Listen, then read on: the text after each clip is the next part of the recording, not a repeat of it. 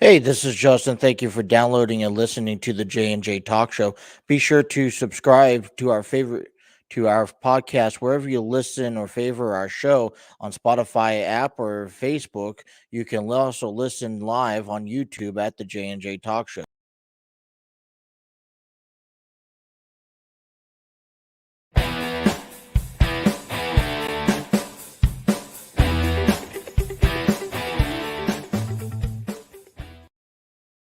Why do all the monsters come out at night? Why do we sleep while we want to hide? Why do I run back to you like I don't mind if you fuck up my life? Another day, another headache in this shining hotel. Getting used to the rhythm. Yeah, I know this beat too well.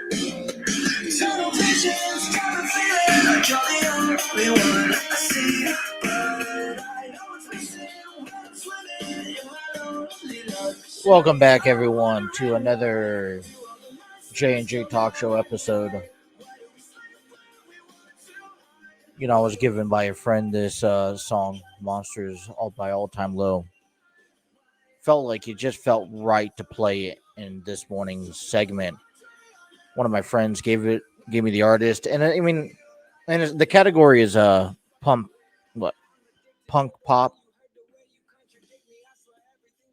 and I'm like, I don't remember listening to many songs growing up with it that were that was in that genre. And then I kind of researched on YouTube. They gave me this artist, and I researched on this on a YouTube about other ones, and I'm like, yeah, I've listened to Smash Mouth before. You know, um, Couple great artists that are coming out of that. So, I felt like it was just worth playing it. So, and welcome back here, October 26, 2021. Wherever you're listening to us, whether it's on Spotify, YouTube, over on Facebook, thank you for tuning in and joining with us here. We have a pretty good show for you today. I just want to take you back to back on Sunday. If you guys got a chance to tune into the J&J Talk Show segment on Tuesday, it was pretty intense. It was pretty filled, a very filled show. There was a couple of things we did not get a chance to go over and talk about, and that's what happens. A little longer than what we normally keep it. But Justin was back. When I went into Sunday night show, you know, I didn't watch anything. I actually took a day off of sports.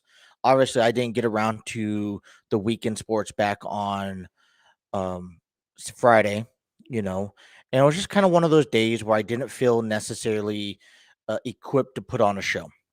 I want to get when I come on here and I talk about sports and I talk about wrestling or baseball, football, NBA, whatever the case may be. I want to make sure that I'm actually engaged into giving you the best product I could possibly give you. And on Friday, I wasn't, necessarily feeling like a show was going to come on, so I chose to stay away from all the social media platforms and just stay on the down low. Saturday, I got a chance to spend time with my family, and it felt pretty good. I didn't really pay attention to sports. I didn't, do my normal routine following up on, what happened, what's going on, in the sports of Saturday. I knew that SmackDown was Friday. That was a pretty big event. I knew that the AEW Dynamite was going to be on. I also knew college games were going to be on. I just chose to stay away from that, and I was going to come into Sunday morning tuning in. Sunday, I woke up I felt pretty good about myself. Okay, I'm going to get stuff ready for the, show that night. Justin's planning on making his return back, which was grateful. And originally, I was going to have a conversation with him and get him caught up about the WWE draft, about the Crown Jewel pay per view, the King and Queen of the Ring tournament, as well as, you know, a couple other things. And then, the overview of the entire sports. But then when I woke up on Sunday and I'm like, what's going on? And, and just world of wrestling alone. I knew, I heard the rumors throughout the week with Jim Ross. Then I hear the breaking news with the engagement of Carmella and Corey Graves. And I knew, just on this show talking about wrestling, um, I just want to, we had to give our proper, shout outs to them. And then, Bound for Glory happens on on Saturday. And I heard a little bit, I heard a little bit on a couple other podcasts throughout the week, listening into, I heard that, I was listening to the Inspirations, formerly known as, the Iconics in WWE, making their debut in Impact Wrestling, Bound for Glory. So I tuned in, and then the first thing that when I popped up on social media, the first thing that I found was, Gail Kim introducing or inducting Awesome Kong into the Hall of Fame. And I'm like, that's big news. That's great news. We got to cover that.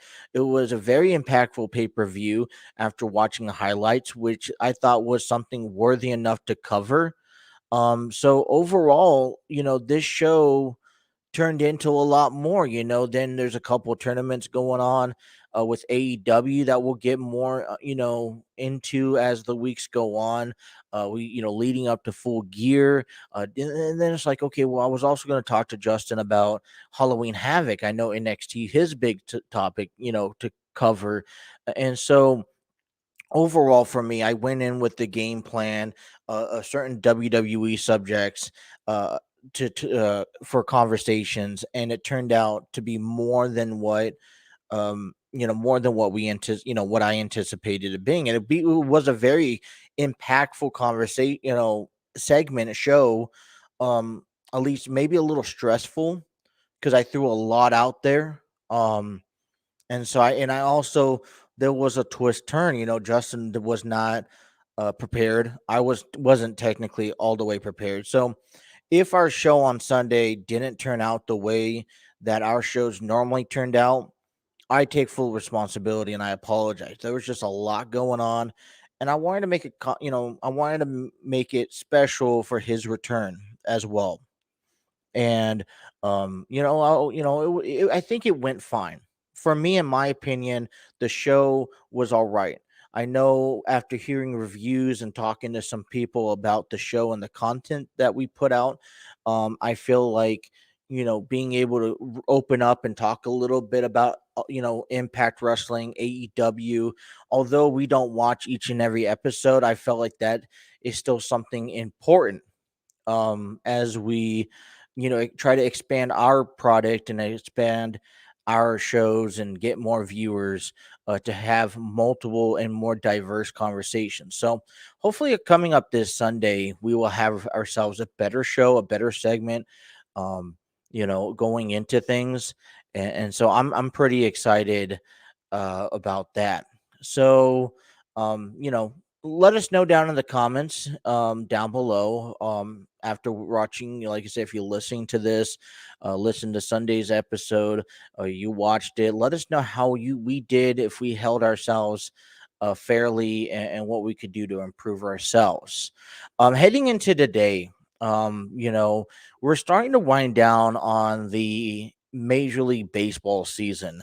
Obviously, if you watched any baseball over the weekend, the Braves beat the Dodgers in Game 6 on a final score 4-2, I believe, um, knocking the Dodgers out of the postseason, which was a tremendous, victory over them, considering that Atlanta and LA faced each other last year throughout the pandemic in the shortened season in the NLCS, and that was also something that wasn't, the Braves were leading 3-1, and you had the Dodgers come back from a down 3-1 in the ANLCS to come back and beat them, obviously going on to winning the World Series. So a really big victory over the Braves. Now they get to go in and take, and face, and dance with, and I call it dance, with the Houston Astros, who beat the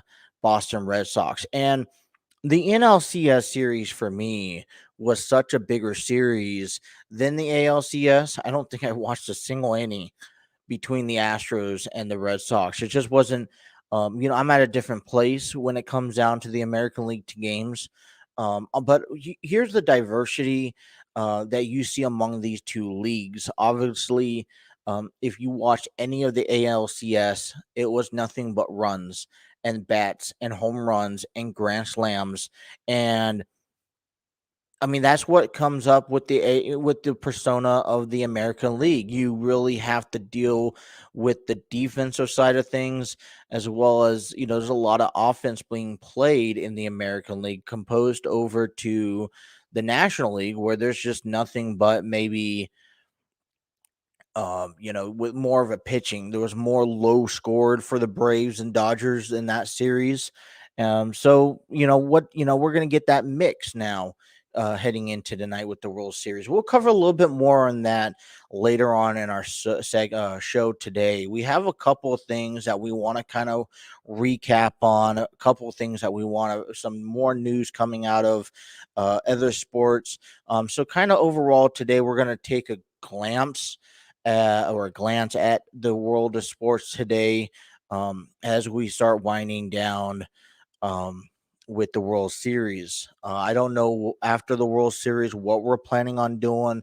I know that's coming up here in a week or two, but we will be still putting on content each and every Tuesday. Maybe start breaking down the off season, but we'll see where the show takes us. Um, you know, um, I kind of tuned in. I got home last night after work and I was just kind of, I'm binge watching this show right now on Peacock called Project Blue Book. It's a history show, really good show, kind of dates back between based off of real events dated back between 1945 and the 1970s, where it's all the cover-ups of the UFOs type um incidents, occurrence. And I'm kind of, I watched it, got into it at the end of season one. Then there's a season two. I'm hoping that there's a season three, but I'm watching on Peacock. I'm trying to binge watch it and get through that. So there wasn't a lot of things going on last night. You had Monday Night Football and the Saints and Seahawks, and then Monday Night Raw. So a couple decent things going on, a couple basketball games going on as well.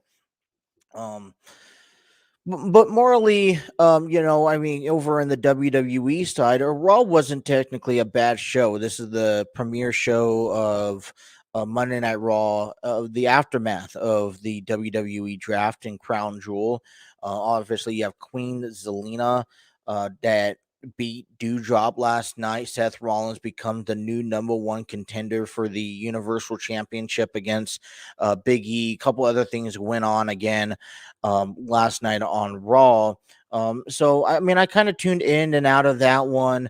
I kind of when I tuned into the Monday Night Football game, it wasn't very an impressive game for me because you don't have for me like the Saints are kind of taken out of the action. Obviously, with the for me, ever since Drew Brees retired last season, well respected quarterback. I'm kind of and that obviously the Saints ain't playing the same, and they've been up and down, left and right.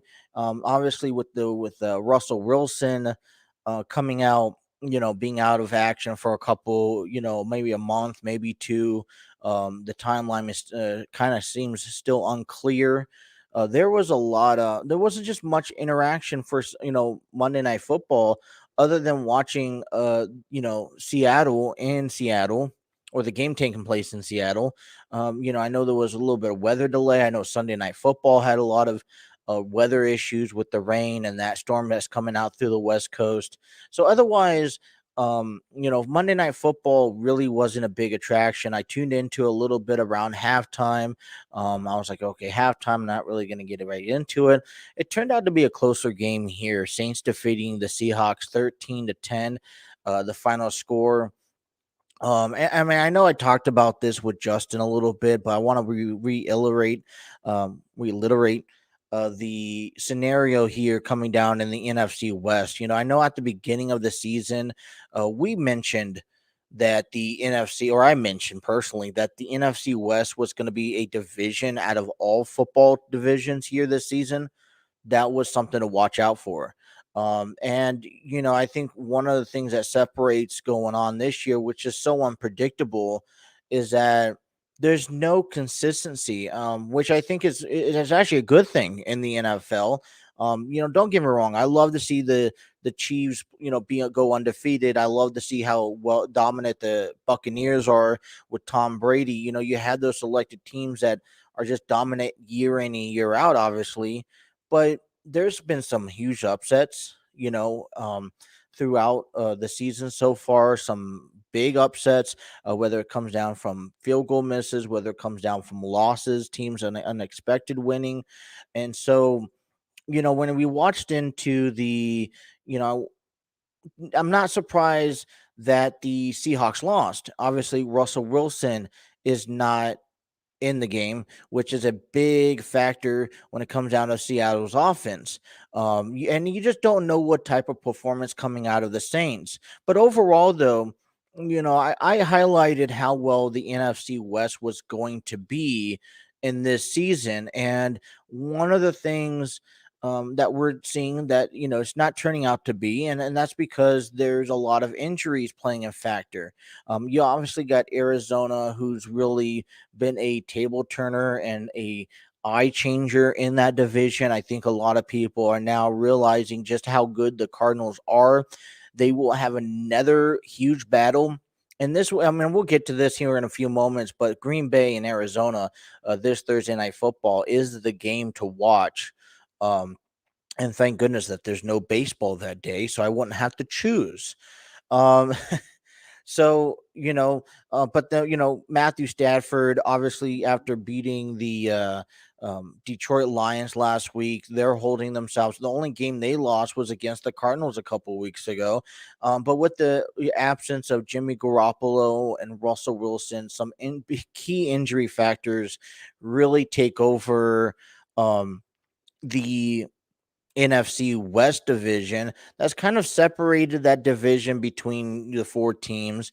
And, it's going to be harder if, even if Wilson could come back or Garoppolo comes back in a few weeks.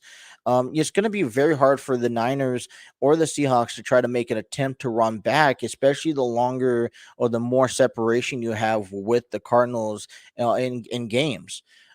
So, this is just the proof of the type of NFL season we are seeing. Obviously, there's really huge. The AFC North is standing out. The AFC West is standing out. Overall in the NFL, and some very impressive teams. I'm very impressed with how the I'm very impressed with how the Bengals played on Sunday. I know we talked a little bit about this, but I don't know if they're still a real team. But they're really doing some things this season that a lot of people did not expect them to do. One, it was great to see Joe Burrow back, healthy this season. The concern was the offensive line keeping him protected, and he don't get me wrong, he's gotten some big hits so far this season. But trying to keep him healthy. I remember a couple get back with the Packers game after they lost. He went to the hospital. But it's really been a fun time to watch the Bengals. They have this new aggression that's more clean, but you can see that they're playing all four quarters compared to what you've seen previously. And I know we mentioned this before, and I'll say this again. This kind of feels more like a new era for the Bengals, the beginning of a new era for Cincinnati. And a huge win that they had. And I mean, a lot of people going into Sunday's game thought maybe that the Bengals were either going to win or lose by a touchdown, maybe 3 points at best. Or the Ravens were just going to go in and 41-10 type game. But the Bengals, they kept on the gas the entire game. Especially they picked it up at the end of the game, really meant to most, because you can't count out a team like the Baltimore Ravens, who are just known for their type of impact on a game and their late comings. So, very well impressed on the Bengals, obviously, as we take a look into week 8 of this season. And we'll get more into it. The Bengals are over in the Jets, so maybe a little bit of downcrease, but we'll get into that just a momentarily. Um, but a couple of good things coming out of the NFL. Patriots are inconsistent, also winning a game. I mean, you put up a 54 to what 13 game over the Jets on Sunday. Kind of very impressive by the Patriots, but with how the Jets are playing, um, this is just not typical without Tom Brady. They have not put up the same amount of, the same type of game. But you just don't know what type of season you're going to get out of the Patriots for the rest of the year. Um, Heading into that, perspective. So the NFL has been very diverse in the win loss record so far. Great. You're starting to see other teams have an opportunity. Great. So there's a lot of things going on in the NFL, and it's turning heads. I don't think anyone can sit here and kind of put marks on, okay, I got this team going this way, I got this team going that way, um, composed to, because you just don't know what's going to happen.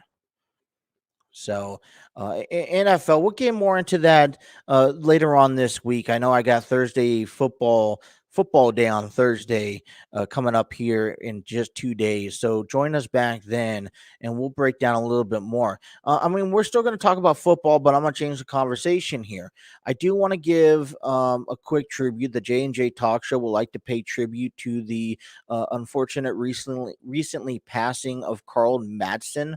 Hopefully, I said his name correctly. Carl Madsen,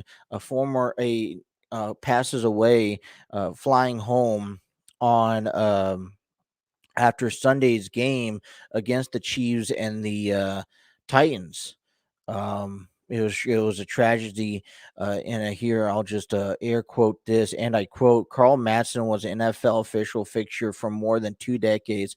First as a highly respected on-field official before transitioning into replay role beginning in 2009. End quote, by Senior VP of Official Training and Development Walt Anderson. It's just, the game is tough, definitely. I don't see that. I don't pay attention close. It's always a great thing when you don't hear about officials in games. I think officiating a game, you're always concerned about whether you're a baseball umpire, basketball, NFL, is when you don't get talked about.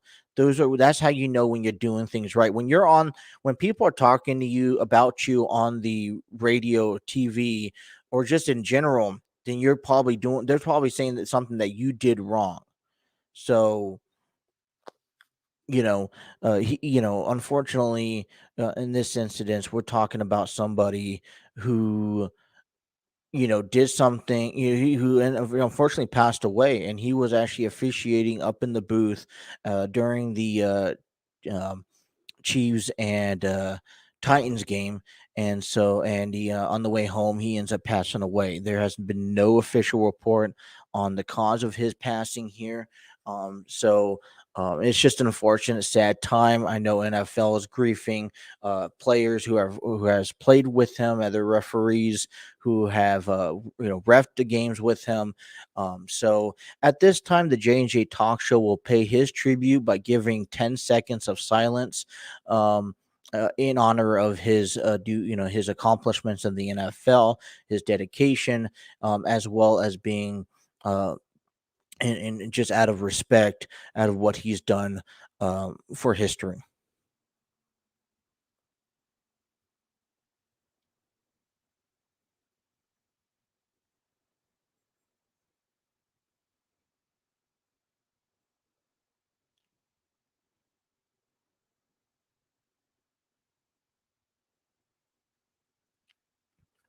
Carl Madsen passes away at 71.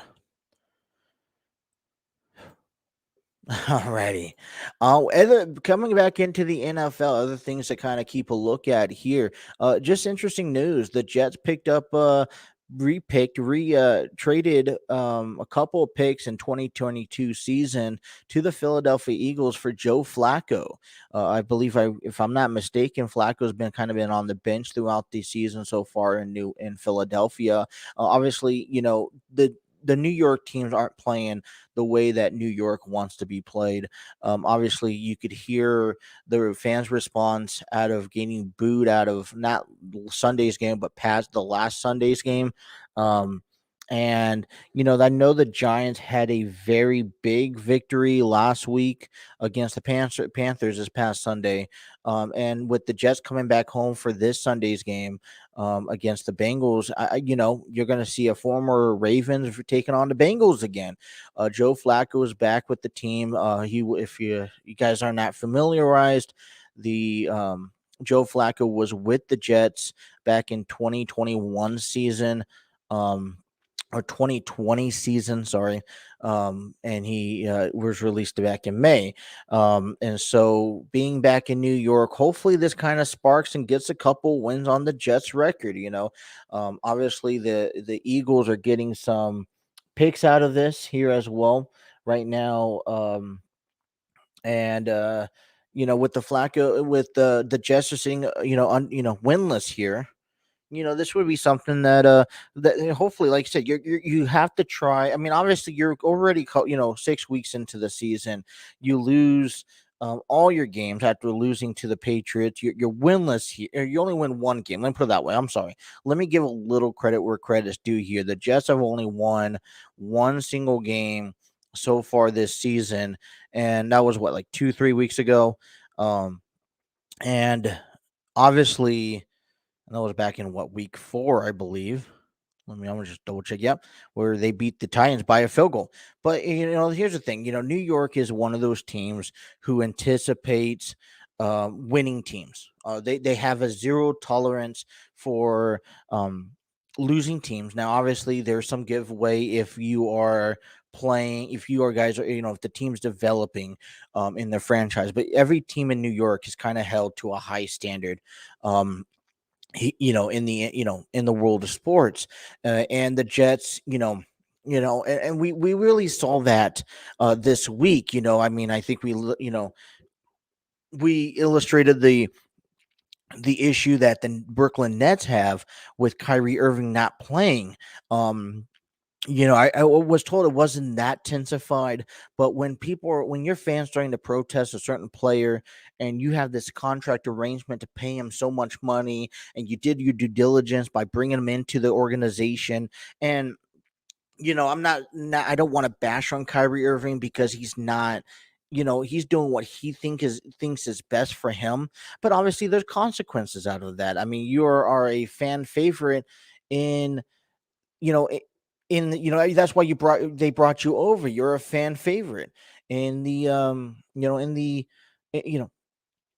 in the NBA, and I mean, you get the big time contract, you get all the fans love you. They think they're going to take you back to to the NBA finals, and hopefully doing so. But now you're not playing. Like I said, I don't have anything against Kyrie Irving. I think he's being himself. I think he's doing big. He's done his due diligence and his research and his integrity of finding out. You know. His choice of wanting or not wanting to get vaccinated. That's his choice with New York and having those mandates. And, that's just something that you're going to have to face moving forward. And so, we'll see how the Nets go on throughout the season with this.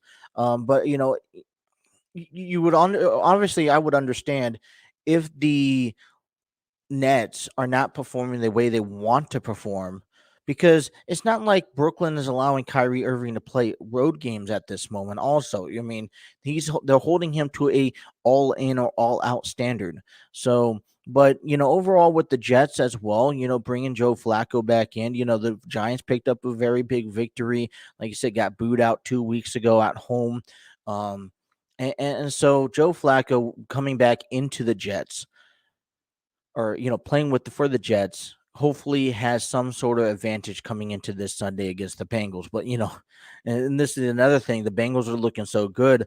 I can't help but how much of Joe Flacco's appearance and playing time for the week will be good. Is that good enough to win a game? And I guess my question is what is the fans' reactions in New York if the Jets lose with Joe Flacco on the field? Are they going to get booed out also? I know last Thursday I was pretty heated up about that. I mean, and I understand the cities and I understand the concept of him.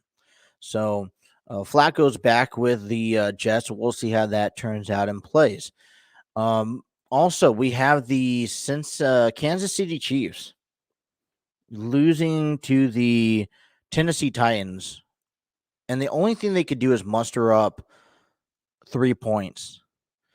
I think the analogy that is best well described is you know best words. You're only going to perform as good as your weakest player. Um, and it doesn't. I mean, obviously, there's been some issues with that defense on the Kansas City side, but it feels like the problems with Kansas City has conveyed over to the offensive side, and we're not seeing the same Patrick Mahomes that we've seen back when and overall we haven't seen the same Kansas City Chiefs. And it kind of it's like, okay, well, they came out what 2 years ago, they won the Super Bowl, beating the 49ers. It's kind of like, okay, if you win the Super Bowl, there's most teams who win the Super Bowl start downgrading and start maybe over, celebrating it, and start just going downhill. So they go win the Super Bowl, they make it back last year and but lose to the Buccaneers, and you kind of start seeing that raveling point as which the team starts to break down. And it feels like there's also no control over over the players. The players are doing what they want to do, and this it doesn't seem like an Andy Reid call, because in my opinion, after watching a successful career that Andy Reid's had coaching, he's always had his hands involved. He's always been involved with the team. He's always been hands on with the team. He's always been in control as a manager or as a head coach of any team he's coached. So this is a really downfall. Now, we saw here. It looks like Patrick Mahomes will be okay and clear to be playing this Sunday, but he took a nasty hit. I mean, and at what point, is the Chiefs going to say, okay, enough's enough. We got to get back on the control, because Patrick Mahomes has always been well protected by the offensive line, and he's always been able to play smart. When you have an offensive line that promptly protects you, you can make those decisions by rolling out a pocket, running for the ball, keeping the ball and running it. But you have time to make those decisions and be the quarterback he is, without that offensive line being as good as it once was. He kind of has to start making on snap decisions that's going to probably cost him to go down.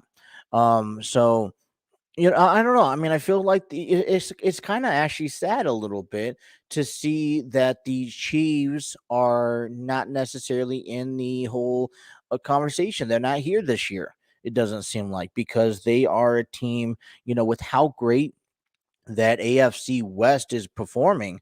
I mean, look at the Chargers being on top. So with the Ravens, obviously, the season with the Ravens with the Raiders. Okay, sorry, with the Raiders have been a huge, change than what we've seen the Raiders do over the last couple of years, and that's with everything that's acquired over the last couple of years, moving to Vegas, picking up a head coach that's now no longer coaching for the team. I definitely thought maybe that a big part of their success was the fact that a John Gruden was part of the team, and was there each and every week, and they're still performing the way that they should be playing. So a lot of kudos to the Raiders, and then the Broncos were even in it for a couple weeks, give them that 3 game win streak to begin the season. But now they're not even, it kind of sucks that Kansas City isn't really competing. I mean, I didn't think it happened. We have a long season ahead of us, but it doesn't, like, each time the Chiefs get on a roll, get a game winning, they pick up a victory that week, you kind of build a little more momentum for them. Okay, this is the start of, their run this season, and it turns out to be none because they end up losing the following week. So overall, I'm a little hesitant about the Chiefs and the remainder of the season. It seems like their defense checked out. Obviously, you got to protect Patrick Mahomes. He's your franchise. So I mean, I don't know exactly the way that the Chiefs are going to go about the remainder of this season, at least, if there's so many issues. I mean, at what point do you say, okay, listen, let's come down? You just got done signing him for over 10 years. You got to keep him healthy, and a bang up like this, last thing you need him to do is to be put out of action for an extended period of time, also because players just don't want to be there, don't want to play.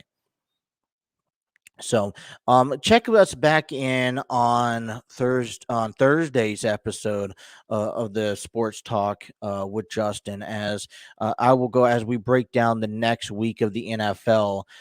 You will also see the as we break down another week of the NFL, we will also cover a little bit more about the Chiefs and the NFL, what's going on over there. Um, at this time, we like to also just give a quick shout out to a couple of um, lucky areas that we can't, if it wasn't for these applications or web pages, we wouldn't be able to have our show each and every week. We like to take this time and start and thank StreamYard. Stream a live stream made simple. Go to StreamYard.com for more information. StreamYard.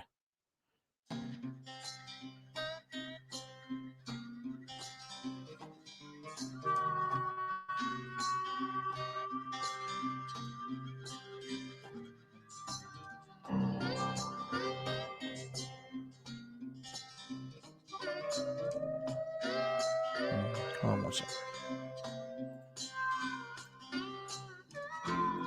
Sorry, everyone. We're just going to get right back up to play here as we fix some things.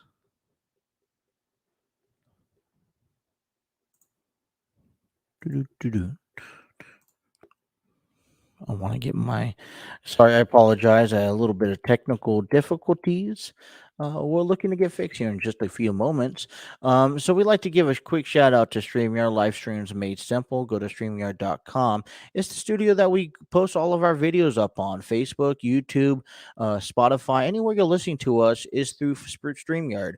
You could use StreamYard for meetings, for segments. I like to use it for our talk show. I think it's a great foundation, made simple for me, as well as we be able to put on the show, the slide screens, everything is all accessible in just a click of the button here. And so StreamYard.com is the place to go here. Hopefully that's better here. There we go. Also, I'd like to give a quick shout out to Placeit, our logos, everything that you see with our logos, create mock-up logos and videos. Go to Placeit by Envato, placeit.net for more information. Our place I use it all the time. I just posted up a little entrance and intro video up there on Facebook and YouTube back earlier this weekend, something I made through place it by a couple of pictures that I had. So great tool to use. A lot of our logos are made by place it. And if you could also, you could also head over to our shop, which was going to bring our next thing up.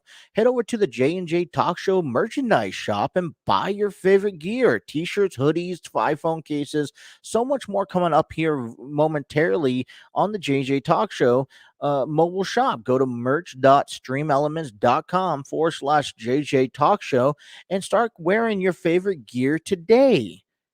We have our logos, the Frankenstein Talk Show Monster Edition up on t-shirts and hoodies. We have a new logo out there with some Halloween special editions that will be changed up. We got an couple iPhone cases, option selections, um, coffee mugs.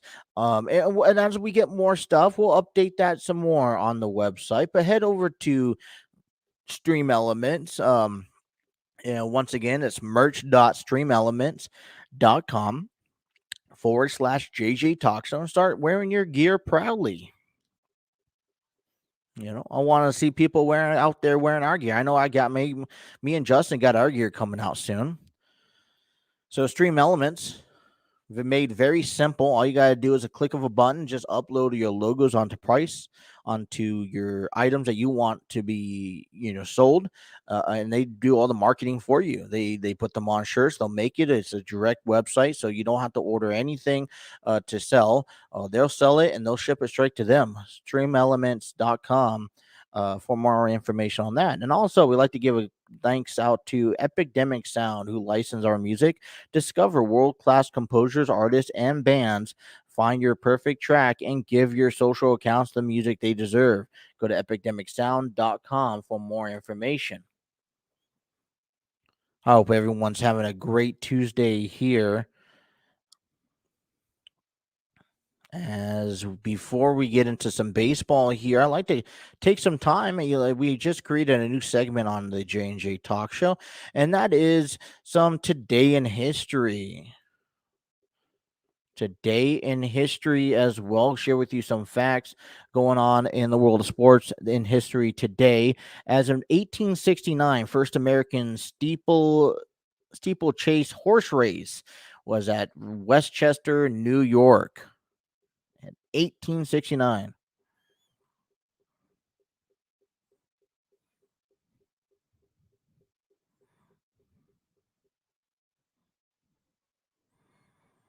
Okay, and what about this one? 1951, future world heavyweight boxing champion Rocky Marciano defeats former champion Joe Louis by TKO in the 8th round at Madison Square Garden. I'll repeat that again. 1951, future world heavyweight boxing champion Rocky Marciano defeats former champion Joe Louis by TKO in the 8th round at the Madison Square Garden. I want to go back and actually rewatch that match. I mean, that does. I remember hearing stuff about that match. I don't know too much about that. Obviously, way before my time. Take a chance and go back and watch it. 1982, Steve Carlton becomes the first pitcher to win 4 Cy Young awards. Steve Carlton, sorry if I butcher names, became the first pitcher to win 4 Cy Young awards.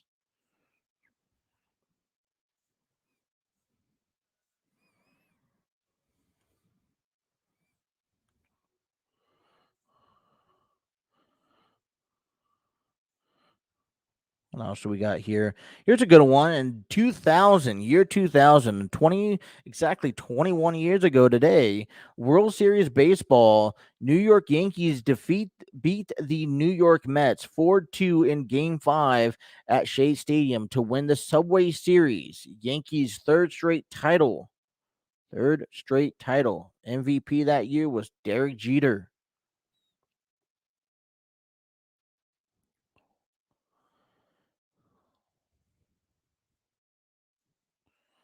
We got back in 2014, American tennis star Serena Williams beats Simona Halep of Romania.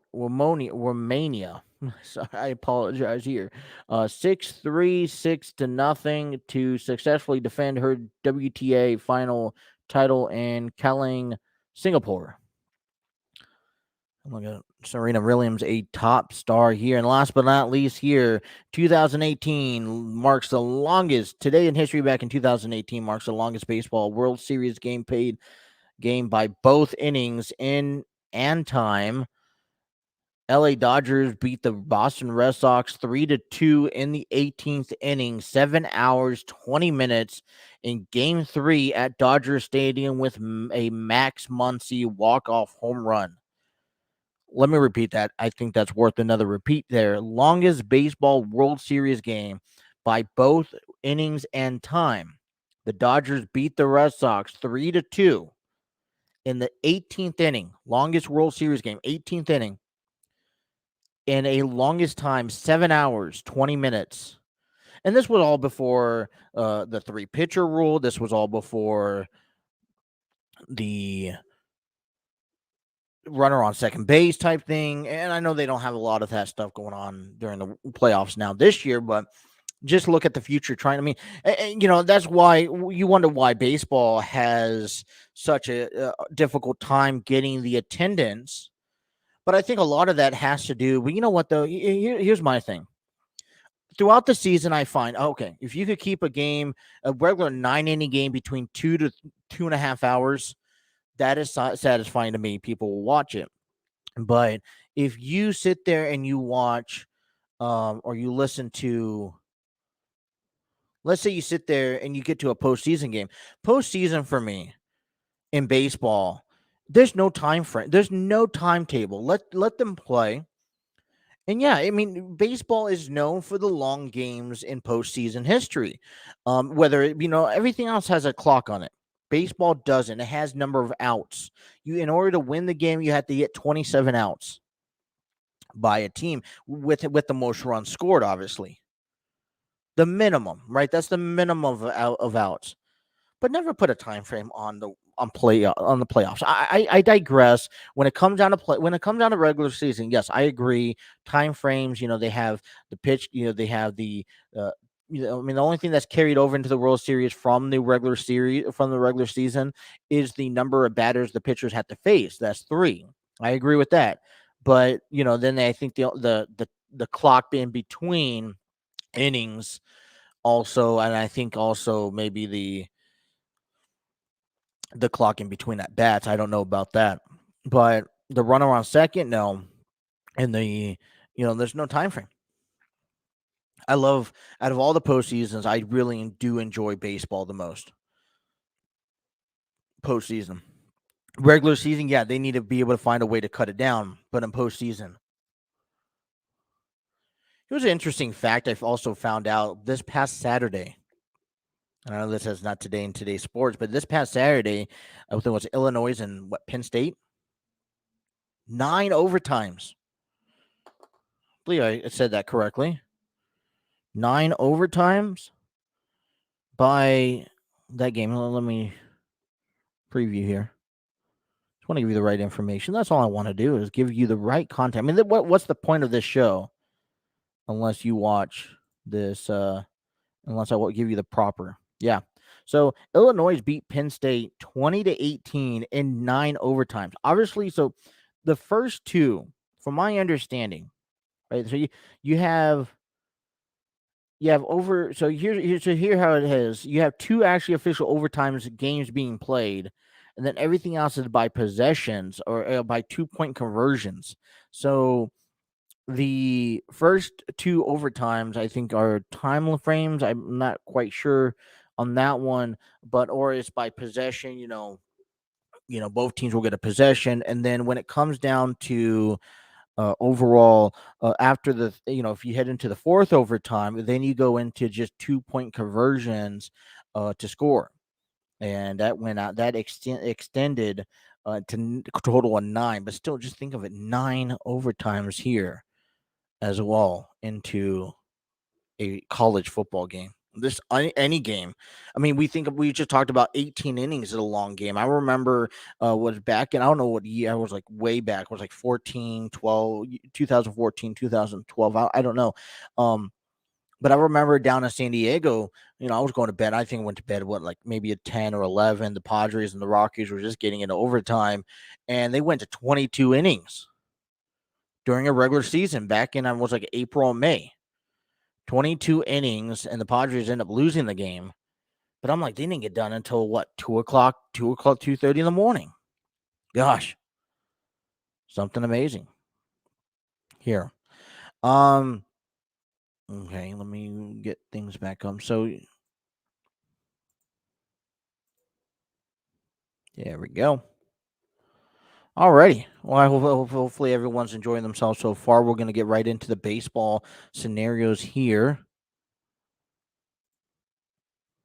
Doo-doo-doo-doo.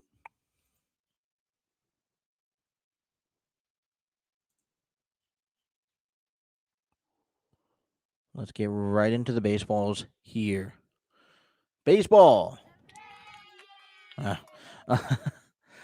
Apologize for the sound delays here going on our show. We get issues from time to time as we try to clean it up. Anyways, we get back into baseball here. Tonight's gonna be a big night. We'll get to that in a moment, but we have some news to cover here and just a kind of couple basic topics I want to just maybe really briefly bring up. First of all, just coming out of Seattle, King Griffey Jr. now joins the club ownership of Seattle, taking his part and his role into playing, into helping the franchise move on and try to be, advance beyond the regular season into the playoffs. So that's going to be that's just something to look out to. I love when these Hall of Famers go out there and they come back and they try to help out the community and the franchise that they once played for to make it better. Obviously, Seattle had a contingency spot in the AL wild card throughout the majority of the season. I think it came down to like the last week of September where they didn't have anything going on, where they kind of just got out of it.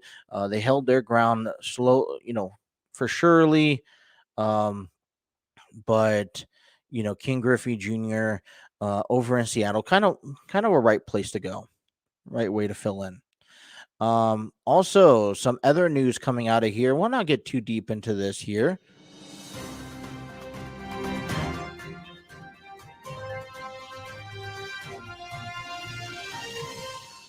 All righty, we got Oliver, the former bench coach. So the St. Louis Cardinals dropped released Mike Schilt earlier this season, and there was some, I don't know exactly the ins and out of something, what's going on over there. Obviously, some sort of disagreement that released Mike Schilt from general manager of the skipper position from the St. Louis Cardinals. And it was kind of fascinating to me because Mike Schilt led the Cardinals to a couple playoffs runs.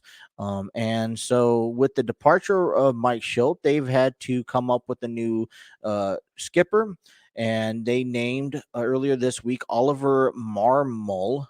Hopefully, I say that name, Oliver Marmol, as the new skipper for the uh, St. Louis Cardinals. Now, with that being said, he is now the youngest, officially the youngest MLB Major League Baseball manager in history. Which is, it seems like just baseball continues to make records. Records coming out on all sports. Records coming up with Tom Brady earlier this week with the 600 touchdown. Um, Also, though, but he also nearly surpasses. He comes close, but 1951 Marty Morion was the active skipper for the St. Louis Cardinals. They were not part of the Major League Baseball organization. So, congratulations to Oliver. I know he was a bench coach, had some ideas going. He helped the team also obviously lead someone coming from the bench, hired from within. But I guess my question now, Mike Smith was released. I know that overall, I think since then he's actually been rumors about having an interview with the Padres, as the Padres released Jace Tingler from his duties earlier during the season. They're looking for a new skipper as well. There was, a lot of conversation going on between who the Padres will bring back, and I guess the question is, coming out of San Diego, just briefly, I mean, you really don't want anyone coming you don't want to. And one of the things that the Padres were having that obviously St. Louis is not having. St. Louis, although I don't know Oliver, he was a bench coach. He was been in the organization this past year. He knows how the St. Louis is playing. He knows the players. So he's definitely well represented. What was coming out of the Padres the last couple of years was the fact that the uh, last two managers, Jace Tingler and Andy Green, and nothing wrong with them. I think I give them the utmost respect with everything that they've done and how they handled their organization as a manager spot. I got nothing bad to say about them. Maybe some coaching strategies, but listen, I'm not even old enough to be a coach. I'll be a manager of a ball team, so I don't know what's that like, but. It's like you don't want guys now like the Padres are fighting. You don't want guys that you have to search up on Wikipedia. That was a major conversation was like, listen, whoever the new manager for the Padres is going to be, and there was a lot of rumors about guys like Bruce Bochy, Ron Washington, Dusty Baker, Mike Schultz, because now he's a free agent, Skip Schumacher. There's a lot of guys, and that would be a own segment, whole segment for themselves. I mean, Phil Nevin just got released for the Yankees organization. So there's a whole bunch of guys. But the last thing the Padres need, trying to overcome the hump, because they were a hot team back in 2020. They contended, up until the beginning of September when they just kind of fell apart. But to get over that next hump, you kind of need a manager that's been experienced, maybe in coaching over the last couple of years, but also a manager you don't have to look up on Wikipedia. And so, I know I'm getting away from the subject, but overall, we'll talk a little bit more of that as obviously as time goes on and we progress here into the off season. But congratulations to Oliver Marmol, set to be the new skipper for the St. Louis Cardinals. Coming into today, though, okay. Coming into today, I think it's well worth mentioning as well. We got game one of the Atlanta Braves and the Houston Astros. The Braves had a tremendous series against the Dodgers this past week. Great series. A lot of great competition there. Astros had to really put up some runs and held their own against the Red Sox. So game one of the World Series begins tonight on Fox, 8 p.m. Eastern Standard Time. Take you right back down to it. We got Charlie Morton on the mound for the Braves, taking on Framber Valdez for the Astros. Don't want to miss that tonight. Overall, I'm excited about this series. I'm not rooting for the Astros. I'm going for the Braves. I know Justin talked about it. He's going for the Astros, and it's one of those things I can't root for the Astros for what they've done a couple years ago. Although I will be honest, and I'm not going to have a biased opinion. The Astros probably are the better team over these two. It feels like the Braves make some mistakes, and they seem to find a way to get out of them. It's going to be pitching versus defense versus offense here.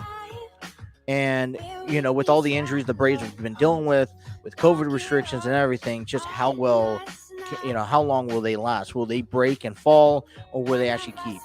I say goes to game 6. Hopefully it goes to game 7. If it goes to game 7, we will be tuning into that, because that would be the longest time MLB season has progressed, ending in November 3rd. First time in franchise in MLB history that a World Series went that long. So Braves and Astros tonight. Who do you got winning? Leave us a comment down below. Be sure to like, share, subscribe on wherever you guys are listening from. Also, don't forget, we got Halloween Havoc tonight. We got Halloween Havoc on tonight. Yeah, Halloween Havoc begins tonight. NXT's great pay-per-view show here. Tommaso Ciampa defends his NXT championship against Braun Breaker. A huge match for Braun Breaker, getting himself into his title opportunity. Tommaso experience, has to defend it up again. It's going to be a great match. We got a couple other spin the wheel, make a deal matches, some tag team matches. NXT tag team, women's tag team matches, titles on the line. NXT women's championship also on the line, and NXT tag team championship. Spin and Will Make a Deal. MXK versus Imperium. Raquel Gonzalez versus Mandy Rose. That's tonight. For tonight, right here. Or tune over to USA Network for that. And we'll be back with you on Thursday to discuss some football. We'll go ahead and put the picks up on Facebook here later on in today. So go ahead and tune into that. Check that out. Put your picks in. Play along with us. Who do you think is going to win? As me, Justin, and Trey pick every game of each and every week of who we're going to win. I'm currently in the lead as of right now, where things go progress. So with that being said, I'm Justin. Thank you for tuning in. I hope you guys had a good enjoy this show. Leave us a comment down below. Like, share, and subscribe. And until tomorrow or until Thursday, you guys take care of yourself and have a wonderful day.